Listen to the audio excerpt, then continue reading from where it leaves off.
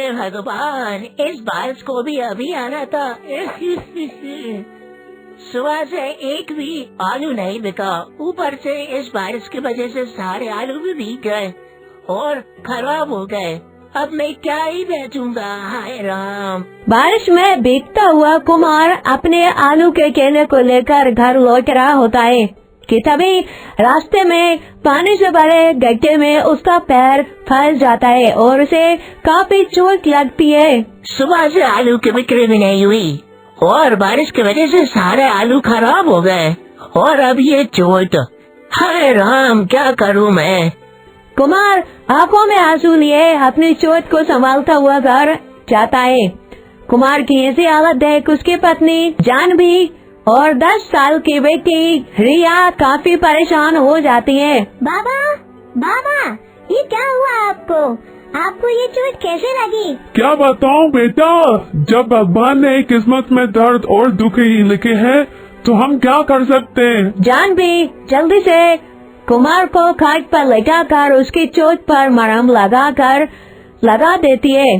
अपनी चोट की वजह से कुमार ठीक से खड़ा भी नहीं हो पाता और कई दिनों तक बस खाट पर ही पड़ा रहता है।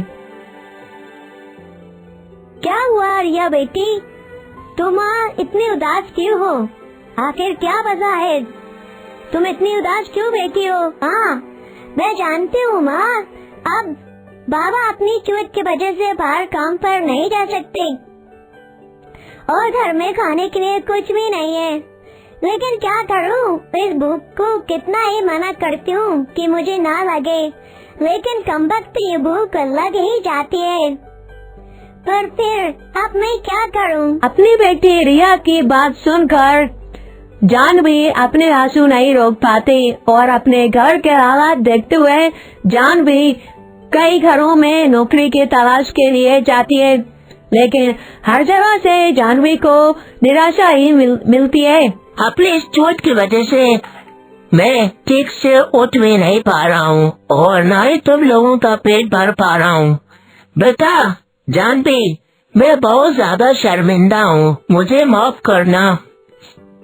अब तो मुझे इस बात का भी डर सताने लगा है कि कहीं ये आलू रखे रखे खराब ना हो जाएं। अपने पति कुमार की बातें सुनकर जानवी आलू की तरफ देखती है। आलू की तरफ देखते ही जानवी के मन में एक ख्याल आता है। अगर बाजार में हम सिर्फ आलू बेचने के लिए जाएंगे तो महंगाई की वजह से कोई भी बिक्री नहीं होगी। अगर आलू बारिश में भीग गए तो हमारा बहुत नुकसान होगा। इसीलिए मैं सोच रही थी कि क्यों न हम इन आलू के पराठे बनाकर बेचें। बारिश का भी मौसम है और लोगों को तो बारिश के मौसम में पराठे काफी ज्यादा पसंद आते हैं।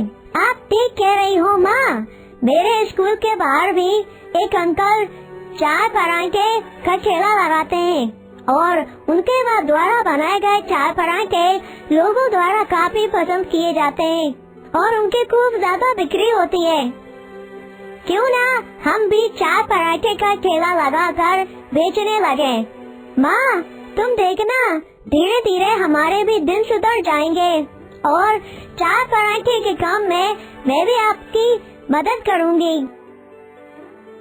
जानवी का आइडिया सुनील को, उसके पति को भी काफी पसंद आता है, जिसके बाद जानवी अपने पैरों में पड़ी चांदी की पायल को ले जाकर सुनार की दुकान पर गिरवे रख उससे मिलने वाले सारे पैसे से चाय और पराठे बनाने का सारा सामान ले आती है और अगले ही दिन अपनी बेटी के साथ ठेले पर चाय पराठे बनाने का और बेचने का सारा काम शुरू कर देती है।